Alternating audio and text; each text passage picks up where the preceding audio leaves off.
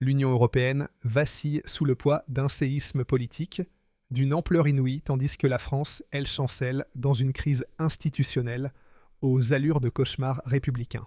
Au centre du cyclone, nul autre qu'Ursula von der Leyen, présidente de la Commission européenne, souvent dépeinte comme la grande patronne de Bruxelles.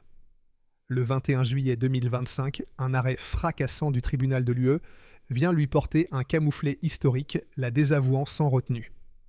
Entre tractations occultes, accords mirobolants et faveurs manifestes envers l'Ukraine, c'est un véritable effeuillage judiciaire que subit Madame von der Leyen. La justice européenne ne lui a laissé aucune échappatoire. Des fuites de documents confidentiels, une salve d'accusations incendiaires lancée par Viktor Orban, le franc-tireur hongrois, et une avalanche de réactions en furie sur X jettent une lumière crue sur une machinerie européenne ténébreuse. Et tout cela pourrait bien finir sur la facture des contribuables français, alors que dissimule le grand théâtre bruxellois. Pourquoi ce silence médiatique assourdissant? Restez bien accrochés. Activez la cloche, abonnez-vous, car ici, chaque vérité compte. Et non, personne ne musellera ce qui doit être révélé. Tout commence par une interview qui a mis l'Europe en ébullition.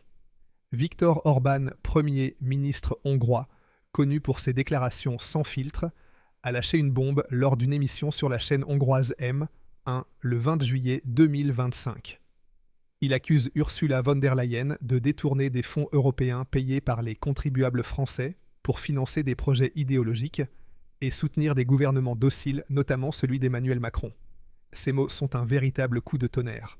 L'Union européenne n'est plus une union de nations souveraines, mais un outil des élites qui utilisent notre argent pour imposer leur agenda. Orban pointait un système où la Commission européenne redistribue les fonds de manière arbitraire, non pas selon des critères objectifs, mais pour punir les critiques comme la Hongrie et récompenser les alliés comme la France de Macron. Ce n'est pas un simple reproche, c'est un explosif politique. La France, déjà au bord de l'implosion, est un terrain fertile pour ce scandale. Depuis la dissolution de l'Assemblée nationale le 9 juin 2024, après la percée du Rassemblement national RN, avec 33% aux européennes, le pays est plongé dans une instabilité chronique. Les élections législatives anticipées d'Inde de juillet 2024 ont laissé une assemblée fracturée. Renaissance 150 sièges, RN 130, NUPS 120 et les Républicains LR 80 selon Le Monde. Cette fragmentation paralyse le Parlement incapable d'adopter un budget stable pour 2025. Le gouvernement de Michel Barnier, censuré le 4 décembre par une coalition RN-NUPES, a cédé la place à François Bayrou, nommé Premier ministre, le 13 décembre 2024.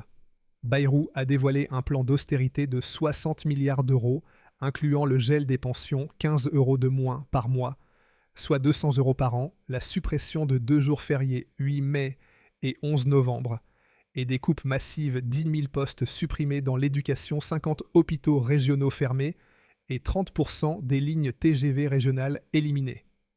Ces mesures relayées sur X sont perçues comme une trahison ravivant les manifestations de 2023 contre la réforme des retraites. L'économie française est au bord du gouffre. L'inflation atteint 4,5% en 2025 selon l'Institut national de la statistique et des études économiques.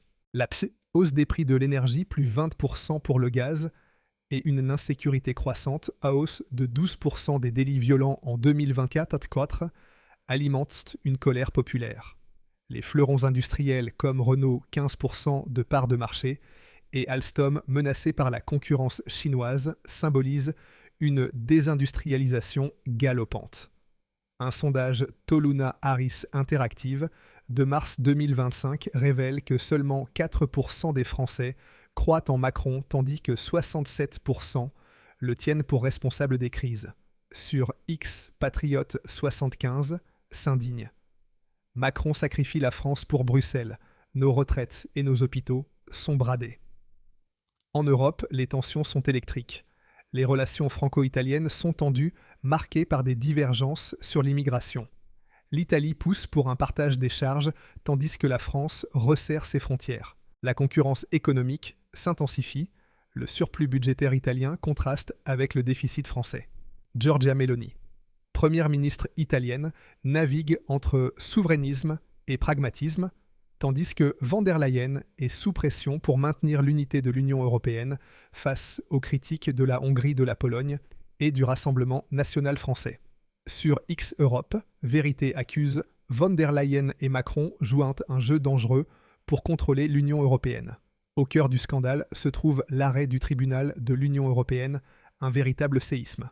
Le 20 et 1 juillet, la Cour condamne von der Leyen dans ce qu'on appelle désormais l'affaire Pfizer. Pendant la pandémie de Covid-19, von der Leyen a personnellement négocié un contrat d'1,8 milliard de doses de vaccins avec Pfizer pour 35 milliards d'euros de fonds européens, dont une part importante payée par la France, principal contributeur net de l'Union européenne, 208 euros par habitant.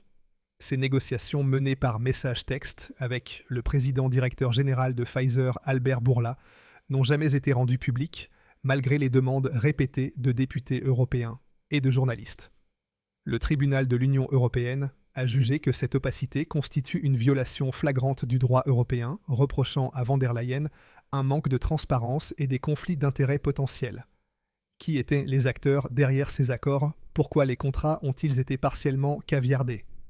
L'arrêt est un coup de tonnerre. Von der Leyen a laissé les citoyens européens dans l'ignorance et le tribunal l'a sanctionné pour cela. Mais ce n'est que la partie émergée de l'iceberg.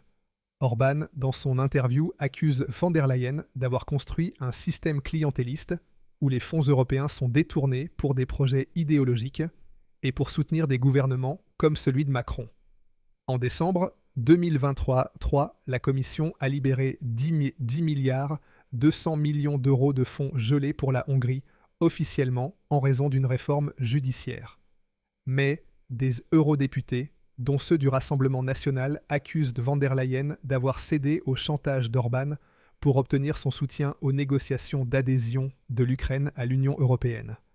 Sur X Avenir de France s'enflamme. Von der Leyen achète Orban avec notre argent pour sauver Macron. L'eurodéputé La France insoumise. Manon Aubry déclare Leyen est prête à tout pour garder le pouvoir, même à trahir les contribuables français. Orban va plus loin, accusant von der Leyen d'utiliser les fonds européens pour punir les pays récalcitrants comme la Hongrie et récompenser les alliés comme la France. Il cite l'exemple du budget européen à l'horizon 2030 qui prévoit une hausse à 2000 milliards d'euros plus 700 milliards avec une nouvelle taxe sur les entreprises réalisant plus de 50 millions d'euros de chiffre d'affaires même en cas de perte. En France, 20 000 entreprises, dont des petites et moyennes entreprises, seraient touchées selon la Confédération des petites et moyennes entreprises qui dénonce une aberration. Sur X Éconocrise s'alarme von der Leyen et Macron ne taxent aucune de leurs entreprises pour financer leur folie. L'Union européenne envisage également de capter une partie des taxes nationales sur le tabac, tandis que les subventions agricoles sont réduites, provoquant des menaces de nouvelles manifestations d'agriculteurs français. Le financement de l'Ukraine est un autre point brûlant. L'Union européenne a engagé 100 milliards d'euros, avec une prévision de 200 milliards d'ici 2034, dont 25 milliards de subventions directes. La France, principal contributeur, paye 208 euros par habitant contre 45 euros pour l'Espagne. Des rapports suggèrent que des armes financées par l'Union européenne se retrouvent sur le marché noir, tandis que les fonds pour le redressement de l'Ukraine manquent de contrôle. Sur X soldats de colère, accusent Macron et von der Leyen jettent notre argent en Ukraine sans transparence.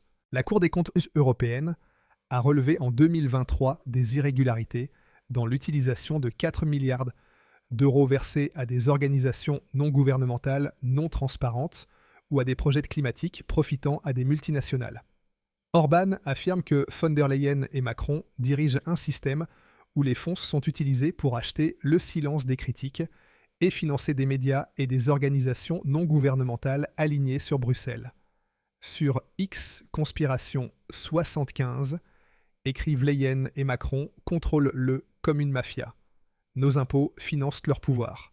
Le scandale explose à l'Assemblée nationale le 22 juillet 2025 lors d'un débat retransmis en direct.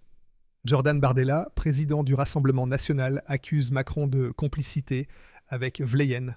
Elle couvre ses accords secrets et Macron laisse faire pour sauver son pouvoir. Lance-t-il, provoquant des cris. Marine Le Pen sur X enfonce le clou. Von der Leyen et Macron trahissent les Français. Nos impôts financent leur magouille.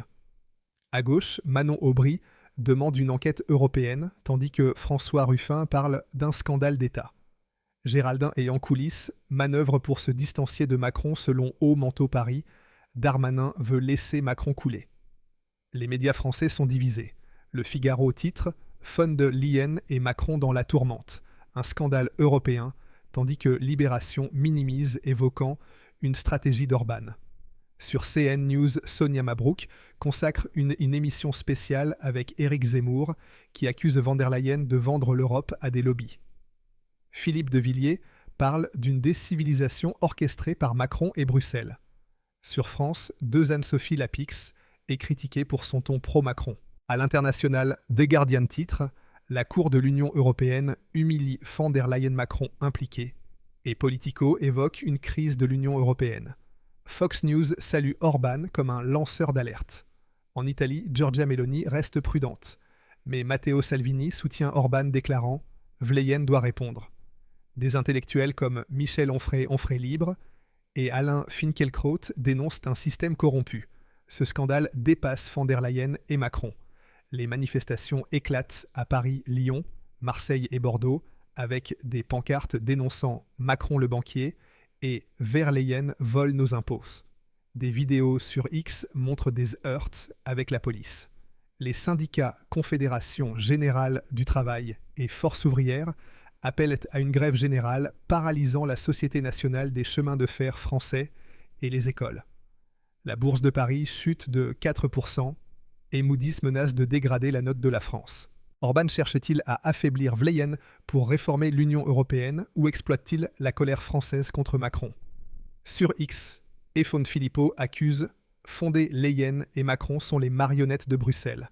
Orban dit la vérité. Les Français exigent des réponses. Où va leur argent? Qui contrôle l'Union européenne, le Rassemblement national et la nouvelle Union populaire écologique et sociale préparent une motion de censure contre BU, tandis que le Parlement européen envisage une commission d'enquête. Macron pourrait dissoudre l'Assemblée après le 8 juillet 2025 au risque d'un chaos. Sur X, Thomas écrit « Orban a démasqué Macron et von der Leyen. Le peuple doit agir. Von der Leyen survivra-t-elle » Macron tiendra-t-il? Ce scandale est un cri de révolte contre les élites. Pour la France, pour la vérité, exigeons la transparence.